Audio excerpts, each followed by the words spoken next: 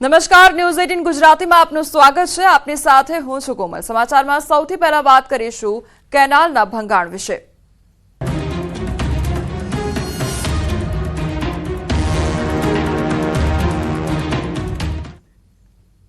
સુરત જિલ્લાની મુખ્ય કેનાલમાં ફરી એકવાર ભંગાણ સર્જાયું છે। માંડવી ઉશ્કેર નજીકની કેનાલમાં મોટું ભંગાણ થયું છે। કેનાલ તૂટતા પાણી ખેતરોમાં ઘૂસી ગયા છે। પાણીનો પ્રવાહ બંધ થતા કલાકો લાગે તેવી શક્યતા વ્યક્ત કરવામાં આવી રહી છે। સિંચાઈ વિભાગના અધિકારીઓ ઘટનાસ્થળ પર પહોંચ્યા છે। પ્રવાહ બંધ થયા બાદ જ પાળો બાંધવાની કામગીરી હાથ ધરવામાં આવશે। તો પાણીનો પ્રવાહ બંધ કરતા અનેક સમય લાગી શકે છે અને કલાકોના કલાક વીતી શકે છે અને ત્યારબાદ પાણીનો પ્રવાહ જ્યારે બંધ થશે ત્યારબાદ પાળો બાંધવાની જે કામગીરી છે તે કરવામાં આવશે। બીજી તરફ કાર્યપાલક ઇજનેરનું કહેવું છે કે પાણીનો પ્રવાહ બંધ થતા હજી કલાકો સમય લાગશે। ઉપરોક્ત કેનાલમાં સર્જાય છે અવારનવાર ભંગાણ અને પાણી નજીકના ખેતરોમાં ઘૂસી ગયા છે। તો સિંચાઈ વિભાગના અધિકારીઓ ઘટનાસ્થળ પર પહોંચ્યા છે। પ્રવાહ બંધ થયા બાદ જ પાળી બાંધવાની કામગીરી હાથ ધરવામાં આવશે। 2 દિવસમાં ભંગાણની કામગીરી પૂર્ણ કરવામાં આવશે। 4 થી 5 ઘરોમાં કેનાલના પાણી પ્રવેશ્યા હતા। સ્થળનો પરિસ્થિતિ જોતા અત્યારે 7-8 કલાકની અંદર કેનાલમાં પાણી ડાઉન થવાથી યુદ્ધના ધોરણે કામગીરી ચાલુ કરવામાં આવશે અને આઈ થિંક કામગીરી 1 થી 2 દિવસની અંદર પૂર્ણ કરવામાં આવશે। કામગીરી આ કેનાલ તૂટવાથી જે નુકસાન થયેલ છે ઇનિશિયલ સ્ટેજ પર માલુમ પડેલ છે કે ડ્રેનની આજુબાજુના ખેતરોમાં પાણી ઘૂસેલા હોય એટલે ઇનિશિયલ નુકસાન મતલબ રિપોર્ટ આવશે પછી ખબર પડશે એક્ઝેક્ટ। અને 5 થી 7 ઘરોમાં પાણી ઘૂસેલા હતા ઇનિશિયલ 2-4 કલાકોમાં। અત્યારે પાણી હવે ડાઉન થઈ ગયા છે। અત્યારે ઘરોમાં 4-5 ઘરોમાં સવારે 2 કલાક માટે ઘૂસેલા હતા, અત્યારે પાણી ડાઉન થઈ ગયા છે। ટોગાપુર ગામમાં ટોગાપુર ગામે કાકરાપર જમણા કાંઠા મુખ્ય નહેર પસાર થાય છે। જે નહેરમાં તૂટી જવાના કારણે પાણી ગામના અમુક ચોક્કસ વિસ્તારમાં પસરેલ છે, જેના કારણે ખેતીવાડી અને લગભગ 7 થી 8 જેટલા ઘરોમાં પાણી ભરાયા હતા। અમુક ચોક્કસ એરિયામાં હજી જઈ શકાતું નથી એટલે સર્વે કે એવું કંઈ કર્યું નથી, પરંતુ કોઈ જાનહાનિ કે પશુહાનિ થયેલ નથી। સુરત જિલ્લાના માંડવી તાલુકાના ઉશ્કેર રામકુંડ પાસેથી જે કાકરાપર જમણા કાંઠા કેનાલની અંદર મોડી વહેલી સવારે જે ભંગાણ થયું હતું, ભંગાણના દ્રશ્ય બતાવવાનો પ્રયાસ કરીશ કે હાલ જે આ કાકરાપર જમણા કાંઠા નહેરની અંદર ગઈકાલે જે પાણી 3000 ક્યુસેક જેટલું નહેરની અંદર છોડવામાં આવ્યું હતું, જે અંતર્ગત ખાસ કરીને વહેલી સવારે 3 કલાકે આ ગાબડું પડતા હાલ આજે નહેરનું પાણી જે સમગ્ર ખેતરોમાં તેમજ વાડિયા ખાડીની અંદર ડાયવર્ટ કરવામાં હાલ જે સ્થિતિ છે આ તમે દ્રશ્યની અંદર જોઈ શકો છો કે સમગ્ર ખેતરોમાં તેમજ રામકુંડ પાસે આવેલા ઘરોની અંદર પણ આ કેનાલના પાણીએ ભરાઈ જવા પામ્યા છે। ખેડૂતોને પારાવાર નુકસાની વેઠવાનો વારો આવ્યો છે। અનેક વખત આ જ વિસ્તારની કેનાલોની અંદર અનેક વખત ગાબડાઓ પડતા સ્થાનિક ખેડૂતોની અંદર પણ રોષ જોવા મળી રહ્યો છે। ખાસ કરીને આ દ્રશ્યને જોઈ શકો છો કે કેનાલની અંદર જે પાણી છે એ ડાયવર્ટ સીધું વાડિયા ખાડીને ખેતરની અંદર જઈ રહ્યું છે। આપણી સાથે કાર્યપાલક ઇજનેર છે, એમની સાથે વાત કરવાનો પ્રયાસ કરીશું। જે તમારું નામ, આ ગાબડું ક્યારે પડ્યું, કેટલા ક્યુસેક પાણી છોડવામાં આવ્યું હતું ને શું સ્થિતિ હાલ? મારું નામ એમઝેડ બોગરા, નાયબ કાર્યપાલક ઇજનેર, તડકેશ્વર પેટા વિભાગ તડકેશ્વર। લગભગ સવારે 3 વાગે નહેરમાં ગાબડું પડેલું છે। ગાબડું પડ્યું, કેટલું નુકસાન, શું કહેશો? આ રામકુંડ કોતર છે। રામકુંડ કોતર મુખ્ય નહેર ને 39 કિલોમીટરની ચેનેજ પર ક્રોસ થાય છે। એ કોતરને લીધે જ અહીંયા એક્વાડક બનાવેલું છે અને આ સ્ટ્રક્ચર 1957માં બનાવેલું છે, એટલે એના જોઈન્ટના ભાગમાં ભંગાણ પડતા આ કોતર છે, કોતર થ્રુ તાપી નદીમાં પાણી જાય છે। એના રસ્તામાં જે અમુક ખેતરો આવેલા છે એમાં નુકસાન થયું છે, એનું સર્વે પાણી ઉતરતા કરવામાં આવશે। આ નુકસાની માટે જવાબદાર કોણ? નુકસાની માટે જવાબદારમાં તો જે કેનાલમાં ભંગાણ પડતા જે કોતરમાંથી પાણી ડાયવર્ટ કરવાનું હોય એ પ્રક્રિયા સિંચાઈ વિભાગ દ્વારા થઈ છે, એટલે હવે પછીથી એમાં સર્વે કરતા જાણ પડશે કે શું નુકસાન થયું છે। મોટી માત્રામાં પાણી ડાયવર્ટ કરવામાં આવ્યું છે। ઉશ્કેર મુંડલવનો બ્રિજ પણ ડૂબી ગયો છે, ગામ પણ સંપર્ક થયા છે। ઘોડાપુર જેવી સ્થિતિ ખાડીની અંદર છે। હા, એ થોડા સમય માટે હતી, પણ હવે લગભગ તરત જ 3 વાગે કેનાલ 0 પરથી બંધ કરતા ઉપર આવેલા 2 એસ્કેપમાંથી પાણી ડાયવર્ટ કરતા પાણી અત્યારે જ અહીંયા લગભગ 30% જેટલું છે, એટલે થોડા સમય માટે જે ફ્લશ હતો તે હતો, પણ હવે પાણી ધીમે ધીમે ઉતરીને લગભગ 5 કલાકમાં નીલ થઈ જશે. કઈ રીતની કામગીરી કરવામાં આવશે બંધન સમયે? મશીનરીઓ આવી ગઈ છે અને માટી પણ મંગાવવામાં આવેલી છે, એટલે પાણી નીલ થતા તાત્કાલિક માટી કામ કરી પાળો બનાવીને ફરીથી લાઇનિંગ કરીને કેનાલ લગભગ 2 દિવસમાં શરૂ કરી ખેડૂતોને પાણી આપવાનું શરૂ થશે. ચોક્કસપણે જે કાર્યવાહક રીતે દ્રશ્ય બતાવવાનો પ્રયાસ કરી પોલીસનો કાફલો તેમજ ગામજનો પણ અહીં જે કેનાલની અંદર ગાબડું પડ્યું છે એને જોવા માટે આવ્યા છે. અને ખાસ કરીને ખેડૂતોએ હાલ પારાવાર નુકસાનીનો સામનો વેઠવાનો પણ વારો આવ્યો છે. અને અધિકારીના જણાવ્યા મુજબ 2 થી 3 કલાકની અંદર પાણીનો ડિસ્ચાર્જ સૌથી ઓછો થતા પાળા બાંધી અને 2 થી 3 દિવસની અંદર નેરને કાર્યરત કરવામાં આવશે એવી પણ અધિકારીઓ વાત કરી રહ્યા છે. કેતન પટેલ, ન્યૂઝ 18 ગુજરાતી, માંડવી. તો કેનાલમાં ભંગાણ સર્જાયું છે, તેના કારણે ખેડૂતોને નુકસાન વેઠવાનો વારો આવ્યો છે, કારણ કે જે આસપાસના ખેતરો છે તેમાં આ કેનાલનું પાણી ઘૂસી ગયું છે, જેના કારણે તે લોકોને નુકસાન વેઠવાનો વારો આવ્યો છે.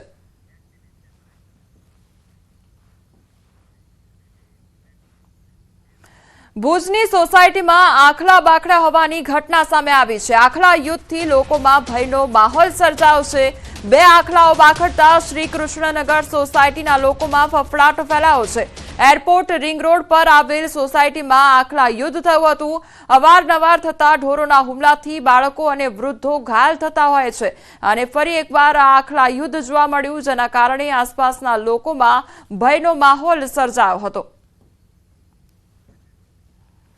તો ભુજની આ ઘટના કે જ્યાં આખલા યુદ્ધ જોવા મળ્યું, 2 આખલાઓ બાખડા હોવાની ઘટના બની છે, જેના કારણે આસપાસમાં જે લોકો હતા તે લોકોમાં ભયનો માહોલ સર્જાયો હતો, અને અવારનવાર આ પ્રકારની ઘટનાઓ બનતી હોય છે, જેના કારણે બાળકો તેમજ વૃદ્ધના જીવ તાળવે ચોંટતા હોય છે. સમાચારમાં આગળ વધીએ તો દમણમાં સ્વિમિંગ પુલમાં ડૂબેલા યુવકના સીસીટીવી ફૂટેજ સામે આવ્યા છે. વલસાડના યુવકનું મોત નીપજ્યું હતું. 12 મિત્ર ફાર્મ હાઉસમાં પાર્ટી કરવા માટે પહોંચ્યા હતા. લાંબા સમય સુધી પાણીમાં રહેવા માટે શરત લાગી હતી, અને પાણીમાં ડૂબેલા યુવકનું મોત થયું હતું. રાજ્યના પડોશમાં આવેલા સંઘ પ્રદેશ દમણના એક ફાર્મ હાઉસમાં ડૂબવાની ઘટના સીસીટીવી ફૂટેજ સામે આવ્યા છે. 1 માર્ચના રોજ વલસાડના રાખોડિયા તળાવમાં રહેતા પ્રકાશ પટેલ તેમના 12 મિત્રો સાથે દમણ ફાર્મ હાઉસ પાર્ટી કરવા માટે ગયા હતા, જ્યાં મિત્રો ફાર્મ હાઉસના સ્વિમિંગ પુલમાં નહાવા પડ્યા હતા. આ દરમિયાન મિત્રો વચ્ચે સ્વિમિંગ પુલના પાણીમાં લાંબા સમય સુધી પાણીમાં કોણ રહી શકે છે તેવી શરત લાગી હતી. આ શરત સાથે 3 મિત્રોએ પાણીમાં ડૂબકી લગાવી હતી. જો કે લાંબા સમય સુધી યુવક પાણીમાંથી બહાર ન આવ્યો, અને તેણે પાણીમાં જ ડૂબી ગયો હતો, અને આથી સાથી મિત્રોએ પાણીમાંથી યુવકને શોધી અને બહાર કાઢી બચાવવા ભારે પ્રયાસ કર્યા હતા, પરંતુ યુવકનું મોત નીપજ્યું. આ ઘટનાના સીસીટીવી સામે આવતા ખળભળાટ મચી ગયો છે.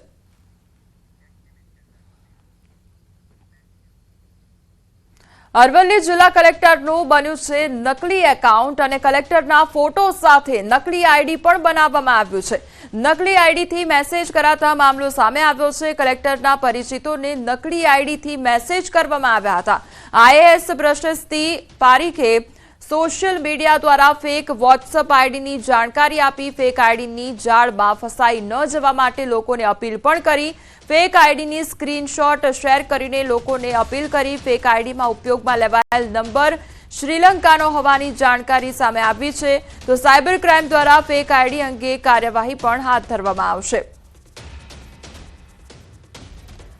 અરવલ્લી જિલ્લા કલેક્ટરનું નકલી એકાઉન્ટ બનાવવામાં આવ્યું છે અને આઈડી બનાવવામાં આવ્યું છે. સંવાદદાતા હાર્દિક અમારી સાથે જોડાઈ ગયા છે. હાર્દિક, હવે તો કલેક્ટરનું નકલી આઈડી બની ગયું છે, શું અપડેટ તેને લઈને? અરવલ્લી જિલ્લા પોલીસ વડા છે એસપી, તેમનું પહેલા આ પ્રકારનું ફેસબુક પર એકાઉન્ટ બન્યું હતું ફેક આઈડી. હવે ત્યારબાદ અરવલ્લી જિલ્લા કલેક્ટર પ્રશસ્તિ પારીખનું પણ વોટ્સએપ ઉપર એક નંબર સાથે તેમના ફોટો સાથે વોટ્સએપ આઈડી બનાવવામાં આવ્યું છે. એટલે કે આ ફેક એકાઉન્ટ બનાવી અને સાયબર ક્રાઇમ કરવામાં આવતું હોય છે, અને આ પ્રકારનો આઈડીથી બચવા માટે ખુદ અરવલ્લી જિલ્લા કલેક્ટરે પણ પોતાના વોટ્સએપ સ્ટેટસ ઉપર મૂકી અને સાવચેત કર્યા છે. પરિચિતો, પરિવારજનોને સાવચેત કર્યા છે કે કોઈ પણ પ્રકારની નાણાકીય વ્યવહાર કરવો નહીં, અને કોઈ પણ પ્રકારનો વ્યવહાર ન કરવા માટે પણ કહેવામાં આવે છે. ખાસ કરીને શ્રીલંકાનો આ નંબર હોવાની પ્રાથમિક માહિતી છે. સમગ્ર મામલે અરવલ્લી જિલ્લા સાયબર ક્રાઇમ દ્વારા તપાસ કરવામાં આવી રહી છે. અરવલ્લી જિલ્લા પોલીસ વડા પણ સમગ્ર મામલે તપાસ કરી રહ્યા છે કે આ પ્રકારની હિંમત કોને કરે. જિલ્લા કલેક્ટરના ફોટો સાથે નંબર નાખી અને આઈડી બનાવી અને લોકોને મેસેજ કરવાની હિંમત કોને કરી. એટલે આ પ્રકારની જે સાયબર ક્રાઇમ દ્વારા હાલ તપાસ તેજ કરવામાં આવી છે. કોમલ. જી હાર્દિક, સમગ્ર માહિતી બદલ આપનો આભાર. મોરબીમાં બુટલેગરો દ્વારા પોલીસ પર હુમલો કરવાની ઘટના સામે આવી છે. બુટલેગરના ઘરે રેડ પાડવા ગઈ હતી પોલીસ અને માળિયા મેળાના ખીરઈ ગામની આ ઘટના કે જ્યાં ઘટના સ્થળેથી દેશી દારૂ, ઘાતક હથિયારો મળી આવ્યા હતા. માળિયા પીઆઈ આરસી ગોહિલ અને અન્ય પોલીસ કર્મીઓ પર હિચકારો હુમલો થયો હતો.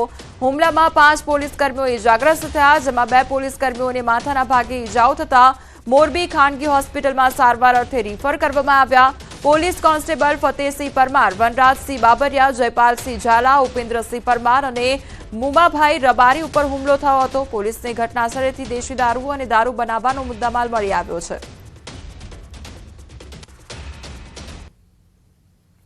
માળિયા તાલુકાના ખીરઈ ગામે જે બુટલેગરોના ત્યાં ઘરે રેડ કરવા ગયેલી પોલીસ ટીમ પર હુમલો કર્યો હતો. 5 પોલીસ કર્મીઓ ઇજાગ્રસ્ત થયા હતા. પોલીસ દ્વારા સઘન તપાસ હાથ ધરવામાં આવી છે. મોડી રાત્રે જે બુટલેગર છે ઇકબાલ મોવર ઉર્ફે ઇકો મોવરના ઘર પર પોલીસ દ્વારા સઘન તપાસ હાથ ધરવામાં આવી છે. મોડી રાત્રિના 2 વાગ્યે પણ પોલીસ ટીમો જુદે જુદે કાફલા સાથે તપાસ કરી રહી છે. તેમના ઘરને સર્ચ કરી રહી છે. ઘરમાંથી જે કહે છે કે તીક્ષ્ણ હથિયારો પણ મળી આવ્યા છે. કઈ પ્રકારના તીક્ષ્ણ હથિયારો મળી આવ્યા છે અને કઈ જોઈ રહ્યા છો આપ કે જે ઇકબાલ મોવર ઉર્ફે ઇકો જે છે તે કઈ પ્રકારે પોતાનો જે આખો જે ખેલ છે, જે પોતાની એક કહી શકે કે એક પોતાનું શાક બનાવવાનો એક પ્રયાસ કરી રહ્યો હતો, તેને હાલ જે માળિયા પોલીસ અને જે ડીવાયએસપી, એલસીબી સહિતની જે ટીમો છે તેના અહીંયા પહોંચી ચૂકી છે અને તપાસ કરી રહી છે. આપણી સાથે આજે ડીવાયએસપી એચ સાહડા જોડાયા છે. સાહેબ, કઈ પ્રકારની કાર્યવાહી હાથ ધરાઈ છે અને કઈ પ્રકારે તેના પર દોષ બોલાવવામાં આવી રહ્યો છે? ઇકો ઉર્ફે જે ઇકુડો છે, ઇકબાલ ઉર્ફે ઇકુડો છે, એ પોતે કુખ્યાત ગુનેગાર છે, દાદાગીરી કરવાની ટેવવાળો છે. 360 સહિતના ગંભીર ગુનાઓ છે. આશરે 11 જેટલા ગુનાઓ એની ઉપર દાખલ થયેલા છે. આ જે ગુનેગાર છે પોતે જ્યારે પોલીસ રેડમાં આવે છે દારૂની, ત્યારે હથિયારો સાથે હુમલો કરે છે અને ત્યાંથી નાસી ભાગી જાય છે. પોલીસને જ્યારે લાગે છે ત્યારે તો આ આરોપીઓ જે નાસી ગયા છે એમને શોધવા માટેની પણ અત્યારે કાર્યવાહી ચાલુ છે.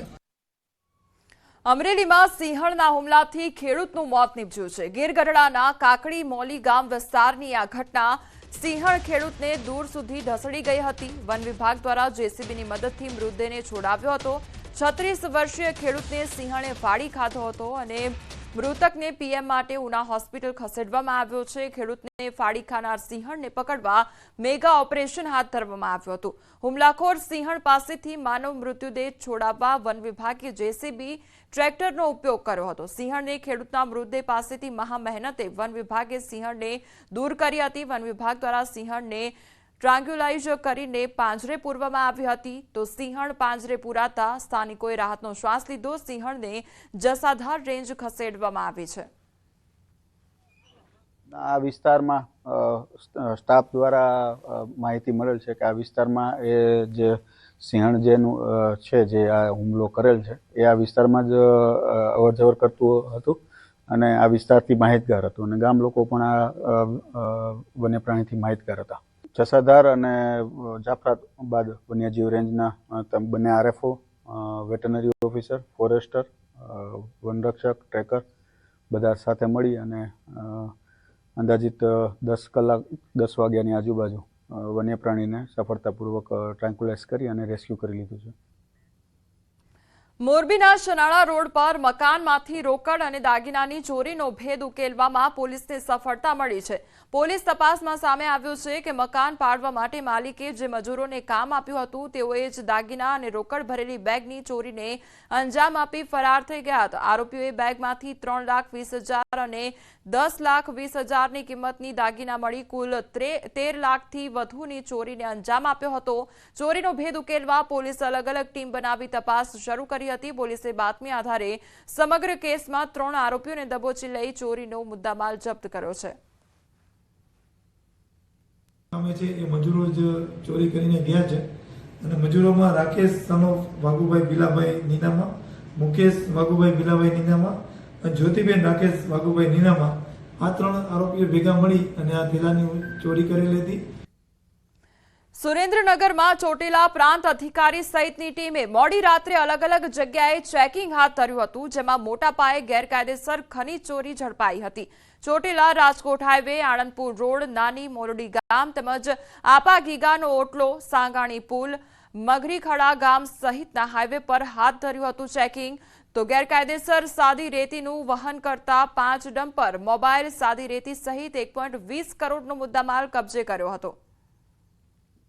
આજુબાજુના વિસ્તારો જેવા કે રાજકોટ હાઈવે, આણંદપુર રોડ, નાની મોરડી ગામે તથા આપા ગીગાના ઓટલો, સાંગાણી પુલ તેમજ મગરીખડા ગામ તરફના હાઈવે વિસ્તારોમાં આકસ્મિક રેડ પાડવામાં આવેલી હતી. આ રેડ દરમિયાન જુદા જુદા કુલ 5 ટ્રક જે અનધિકૃત ખનીજનું વહન કરતા હતા. તમામે તમામ જે ટ્રક છે એ ટ્રક પાસે કોઈ પણ પ્રકારની રોયલ્ટી પાસ રજૂ કરેલ નથી. સમાચારોમાં આગળ વધીએ તે પહેલા રોકાઈશું એક બ્રેક માટે. પંપ પાસેનો આ વિડીયો વાયરલ થયો છે. એક બાઇક પર સવાર 3 લોકોએ રોફ જમાવ્યો છે. બાઇકમાં પાછળ બેઠેલો વ્યક્તિ શર્ટ વગર જોવા મળ્યો. એટલું જ નહીં, હાથમાં પોલીસનો દંડો લઈ રોફ પણ જમાવ્યો. જાહેરમાં લોકોને ધમકાવતા હોય તેવો વિડીયો વાયરલ થયો છે. ત્યારે સભ્ય સમાજમાં અસભ્ય વર્તન કરનાર સામે કડક કાર્યવાહી થાય તેવી લોકોની માંગ પણ ઉઠવા પામી છે. તો આ 3 શખ્સો કે જેના દ્વારા ખુલ્લેઆમ વાહન ચલાવવામાં આવી રહ્યું હતું, રફતારથી વાહન હંકારવામાં આવી રહ્યું હતું. બીજી તરફ વિડીયો પણ તે અંગેનો વાયરલ થયો છે, જેમાં એક યુવક શર્ટ વગર પાછળ બેસેલો જોવા મળી રહ્યો છે. આ સાથે પોલીસનો જે દંડો હોય તે પણ લઈને તે લોકો ફરી રહ્યા છે અને રોફ જમાવી રહ્યા છે. સંવાદદાતા કીર્તેશ અમારી સાથે જોડાઈ ગયા છે. કીર્તેશ, સુરતની આ ઘટના કે જ્યાં યુવકો દ્વારા પોતાનો રોફ જમાવવામાં આવી રહ્યો છે, શું અપડેટ તેને લઈને? બિલકુલ, સુરતના ડિંડોલી વિસ્તારનો આ વિડીયો હોવાની વિગતો સામે આવી રહી છે, જ્યાં એક બાઇક પર 3 યુવકો સવાર બેઠેલા છે. અર્ધનગ્ન હાલતમાં હાથમાં દંડો લઈને ફરતા હોય, રોફ જમાવતા હોય તેવું દેખાઈ રહ્યું છે. સૌથી મહત્વની વાત છે કે ગાડીની પાછળ આર્મી જેવો શબ્દ પણ લખાઈ રહ્યો છે. એટલે કે જે પ્રકારે સુરતમાં યુવાનો અસામાજિક તત્વો બનીને આતંક ફેલાવતા હોય છે તેનો વધુ એક વિડીયો વાયરલ થયો છે અને વિડીયો વાયરલ થતાની સામે જ હવે પોલીસે આ મામલે કાર્યવાહી શરૂ કરી. જી કીર્તેશ, સમગ્ર માહિતી બદલ આપનો આભાર. તો આ વિડીયો જે સામે આવ્યો છે તેને લઈને અનેક સવાલ ઉદ્ભવી રહ્યા છે, કારણ કે યુવાનો વિડીયો બનાવવાની ઘેલછામાં અથવા તો વાયરલ થવાની ઘેલછામાં આ પ્રકારના વિડીયો બનાવતા હોય છે અને સ્ટન્ટ કરતા હોય છે. અને સુરતની આ ઘટના કે જ્યાં 3 યુવકો બાઇક લઈને નીકળ્યા, અસામાજિક તત્વોને કાયદાનો કોઈ પણ પ્રકારનો ડર ન હોય તે પ્રકારની પરિસ્થિતિ જોવા મળી રહી છે. આ દાદાગીરી ભારે ક્યારે પડશે તેને લઈને પણ અનેક સવાલ ઉદ્ભવી રહ્યા છે. દાદાગીરી કરનારનું સરઘસ ક્યારે નીકળશે તેને લઈને પણ સવાલ ઉદ્ભવી રહ્યો છે. ત્યારે હવે અસામાજિક તત્વોને કાયદાનો કેમ કોઈ પણ પ્રકારનો ડર નથી લાગતો તે પણ સવાલ ઉદ્ભવી રહ્યો છે. આ પ્રકારે અવારનવાર વિડીયો આવતા હોય છે તેને લઈને અનેક સવાલ ઉદ્ભવી રહ્યા છે કે આ પ્રકારની હવે જે દાદાગીરી કરવામાં આવતી હોય છે તે દાદાગીરી આ યુવકોને ક્યારે ભારે પડશે, અસામાજિક તત્વોનો જે આતંક જોવા મળતો હોય છે તે ક્યારે તેના પર રોક આવશે તેને લઈને સવાલ થઈ રહ્યો છે. તાપી સોનગઢમાં લંપટ શિક્ષક સામે રોષ વ્યક્ત કરવામાં આવી રહ્યો છે. શિક્ષિત યુવકની સતર્કતાથી મામલો બહાર આવ્યો છે. ગ્રામજનોએ લંપટ શિક્ષકને સમજાવ્યો હતો તો શિક્ષકે લંપટ લીલા ચાલુ રાખતા ડીઓને રજૂઆત કરવામાં આવી. શિક્ષક સામે કાર્યવાહી ન થતા ભારે રોષ વ્યાપ્યો છે. આ બાબતે હાલમાં જ આપના દ્વારા જાણ થતાં તરત જ તાલુકા પ્રાથમિક શિક્ષણાધિકારીને સાથે સંપર્ક કરવામાં આવ્યો અને એમને તાત્કાલિક સ્થળ તપાસ સોંપવામાં આવી છે. વાઘોડિયાની નર્મદાપુરા ગામની શાળાના વિદ્યાર્થીઓનો વિડીયો વાયરલ થયો હતો. મધ્યાહન ભોજન બાદ દૂષિત પાણીમાં થાળી ધોતા હોવાનો વિડીયો સામે આવ્યો હતો, જે મામલે શાળાના આચાર્ય દીપક મોદીનું નિવેદન સામે આવ્યું છે. તેમણે કહ્યું કે સ્કૂલમાં પાણીની કોઈ વ્યવસ્થા નથી. નર્મદા કેનાલમાં ચોખ્ખું પાણી છે, જેથી નાના બાળકો વાસણ ધોવા માટે ગયા હોઈ શકે. શાળામાં એક બોર છે જે કેટલાય સમયથી બંધ હાલતમાં છે. ધારાસભ્ય શિક્ષણાધિકારીને અનેક રજૂઆત કરી છે. તાલુકા વિકાસ વિકાસ અધિકારીને પણ લેખિતમાં જાણ કરી છે. શાળામાં 1 થી 8 ધોરણના 132 જેટલા બાળકો અભ્યાસ કરતા હોય છે. આમ તો બાળકો જતા નથી, પરંતુ કદાચ નાના બાળકો હોય પહેલા બીજાના અને કદાચ નજીકમાંથી છીછરું પાણી ચોખ્ખું પાણી જાય છે એટલે કદાચ ડીશ ધોવા માટે ગયા હોય એવું બની શકે. સ્કૂલમાં કોઈ પાણીની અત્યાર સુધી મેં બધા બહુ પ્રયત્ન કર્યા. ટીડીઓ સાહેબને પણ લાસ્ટ યર મેં લખાણ આપ્યું હતું, પરંતુ બોર કે એવું કંઈક છે નહીં મારે, અને જે બોર છે એ પણ વર્ક કરતો નથી. અમદાવાદમાં નકલી જજ સામે વધુ એક ફરિયાદ નોંધવામાં આવી છે. નકલી જજ મોરિસ સેમ્યુઅલ ક્રિશ્ચન સામે ફરિયાદ નોંધવામાં આવી છે. મોરિસ અને વકીલ એસયુ રાવલ સામે ફરિયાદ નોંધાઈ છે. સિવિલ જજ હાર્દિક દેસાઈએ ફરિયાદ નોંધાવી છે. એમસીની જમીન પચાવી પાડવાનું કાવતરું કર્યું હતું અને ખોટી આર્બિટ્રેશનની પ્રક્રિયા શરૂ કરી હતી. આર્બિટ્રેશન એન્ડ કન્સિલેશન એક્ટ 1996નો ભંગ કર્યો હતો. ખોટા દસ્તાવેજ ઉભા કરવા બદલ ફરિયાદ નોંધવામાં આવી છે. તો કારંજ પોલીસે ફરિયાદના આધારે વધુ તપાસ હાથ ધરી છે.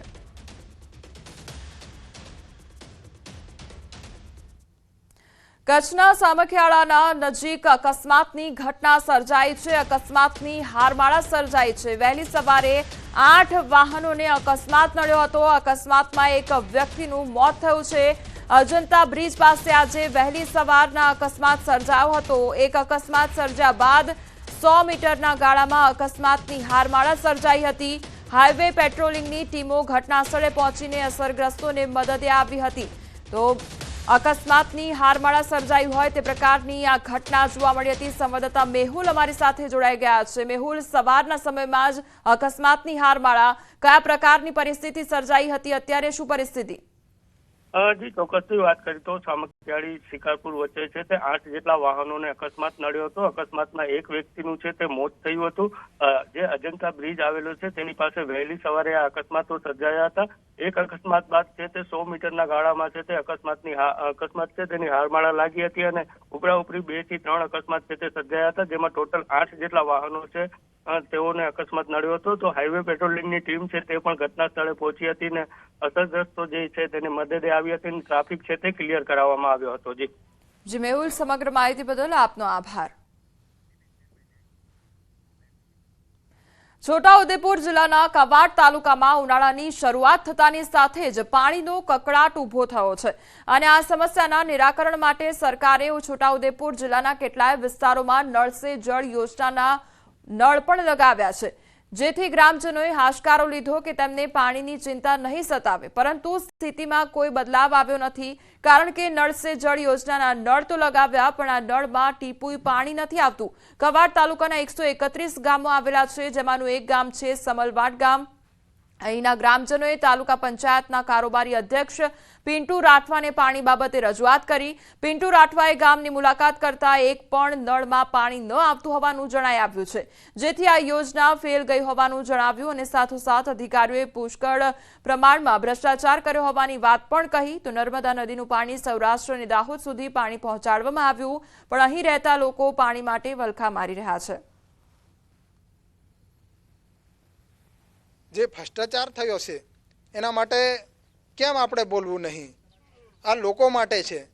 મારે એવું પણ કહેવું છે કે બધા જોડે આવીને આ પ્રશ્નનો સોલ્વ કરીએ. આટલો મોટો પ્રશ્ન છે, આખા તાલુકાનો છે, જિલ્લાનો છે. જે મારા લોકો હમણાં ઉનાળાનો સમય આવી રહ્યો છે અને ઉનાળાના સમયમાં આટલે મોટો મારી બહેનો દૂર દૂર સુધી પાણી ફરવા જાય તો ઉનાળાના સમયમાં ચક્કર પણ આવી જવાની સમસ્યા વધારે બનતી હોય છે.